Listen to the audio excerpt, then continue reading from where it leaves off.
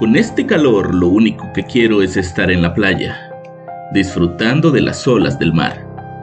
Creo que sería la mejor manera de combatir esta ola de calor que azota mi país. Aunque después de leer esta historia, a muchos no les van a quedar ganas de acercarse al mar de la misma manera. Bienvenidos una semana más a Radio Macabra, su programa favorito de la noche. En esta ocasión les traemos una historia que llega desde el fondo del mar. Una historia que revela algunos secretos de un pueblo costero en un país no revelado. La historia de hoy se titula Terror en alta mar y es traída para ustedes solo aquí en Radio Macabra. Éxitos que te matarán de miedo. Mi nombre ya se lo saben, así que estamos a punto de comenzar.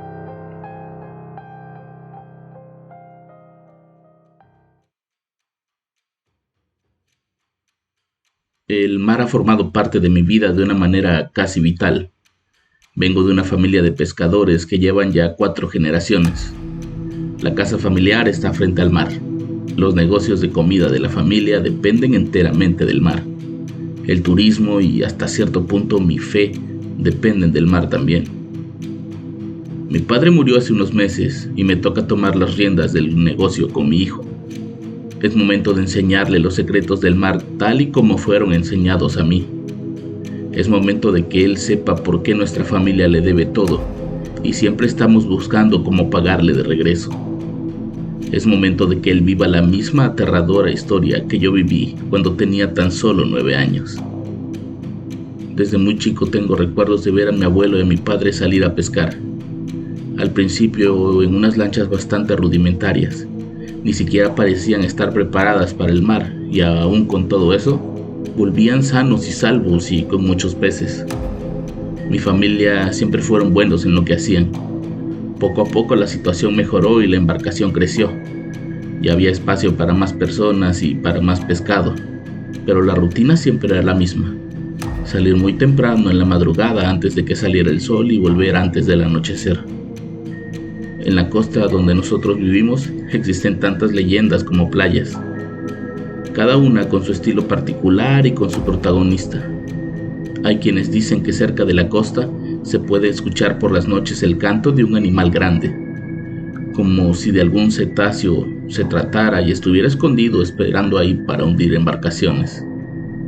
Otras van más allá. Cuentan historias sobre mujeres que nadan alrededor del barco y que se sumergen para no volver a salir nunca más. Y como siempre salen de noche, es imposible verles más allá del torso, lo que hace que la gente llegue a pensar que son sirenas. Otros tantos hablan de un barco fantasma que anuncia la llegada de tormentas. Según quienes lo han visto, es una embarcación pesquera sin ningún tipo de señalamiento.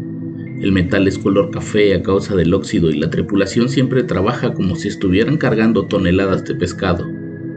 Se dice que si ves la cara del capitán, quien va al frente viendo siempre al horizonte, tu embarcación sufrirá estragos con la tormenta que viene detrás y que siempre aparece de la nada.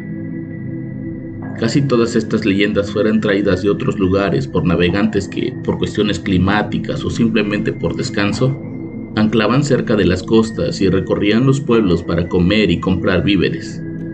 Pero hay algo que más que una leyenda es una tradición en mi familia, y es que cuando es la temporada del sábalo, cargan los barcos con arreglos florales que hace la gente del pueblo.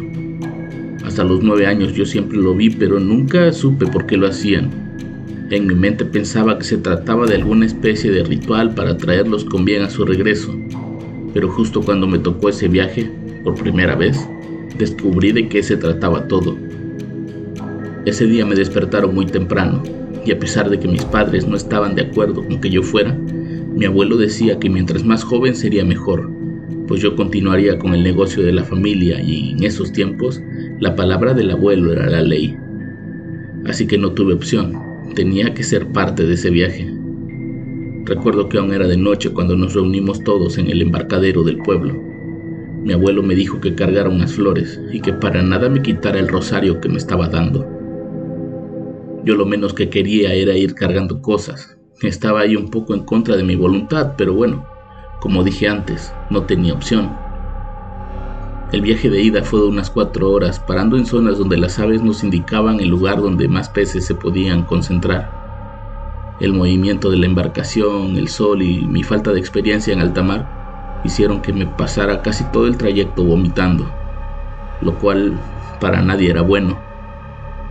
Me fui a dormir a un pequeño camarote donde habían guardado las flores y ese olor me mareaba aún más.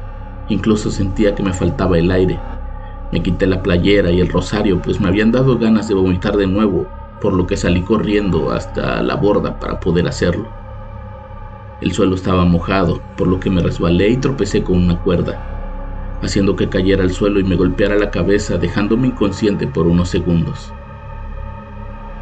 Mi accidente había provocado que mi padre y yo remáramos en una lancha más pequeña hasta la playa. Estábamos cerca de un pueblo más grande que el nuestro y ahí podíamos encontrar a un médico, pues después del golpe los oídos no dejaban de zumbarme y me sentía muy aturdido. Mi padre quería que me revisaran y me dieran medicina para los mareos, así que embarcamos y nos alejamos del barco, lo que terminó por retrasar al resto de los pescadores. Una vez atendido y ya con los mareos completamente desaparecidos, volvimos a la playa a esperar a que el abuelo y los demás regresaran por nosotros, cosa que tomaría algunas horas.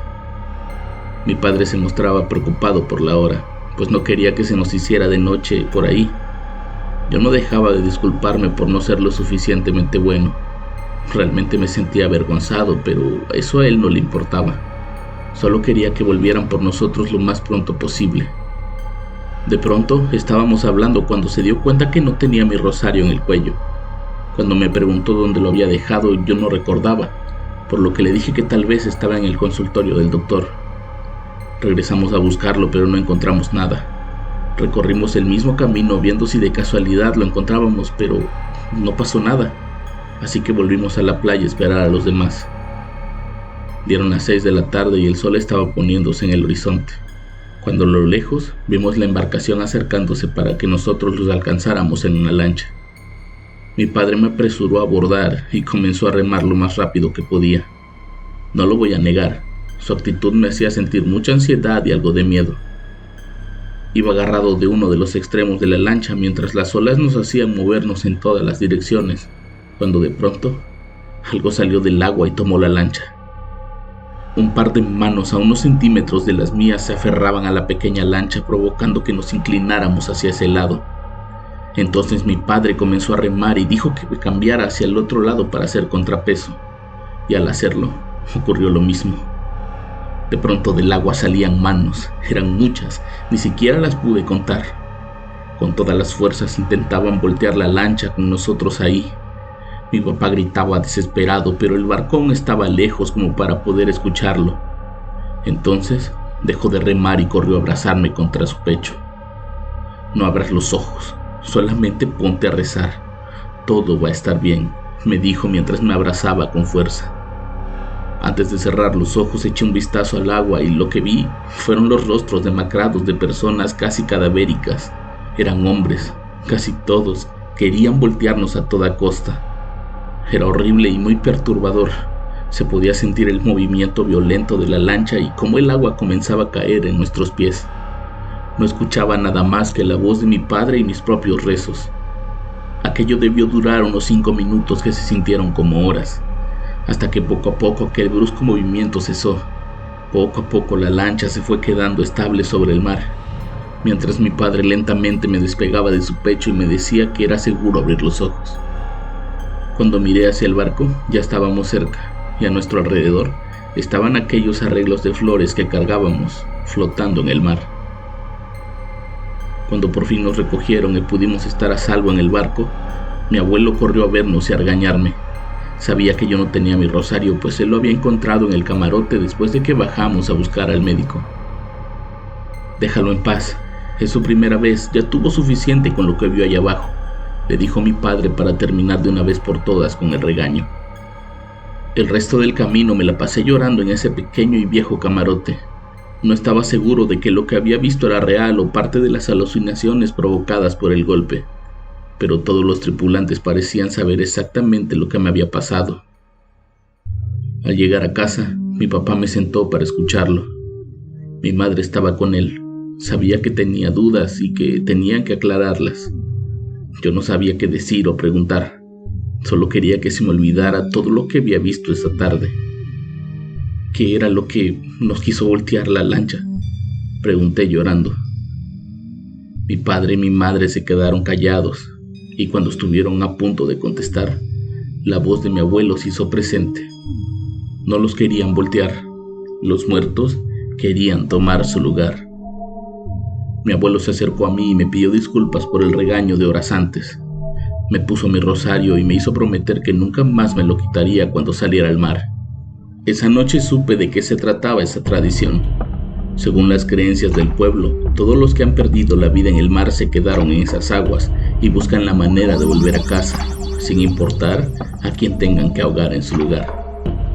Quienes han perdido familiares en esas aguas preparan un arreglo de flores que se deja en el mar como mensaje para que aquellas personas sientan que no las han olvidado. Algunos mandan cartas y fotografías de los hijos que dejaron en vida antes de tener su fatal destino en el mar. Todos en el pueblo cargamos rosarios en el cuello, pues de alguna manera le estamos entregando a Dios nuestra vida cada vez que salimos a pescar. Y de la misma forma, aquellos espíritus del mar lo entienden, por lo que al ver a alguien con un rosario, justo como ellos alguna vez lo usaron, lo dejan ir, pues su vida le pertenece a Dios y no a ellos. Hoy a mis 43 años entiendo a la perfección de qué se trataba aquel viaje, que más que para pescar, era para que yo entendiera que nuestra familia y nuestro pueblo están hechos gracias a la pesca, pero nuestro corazón siempre será de aquellos que nunca volvieron.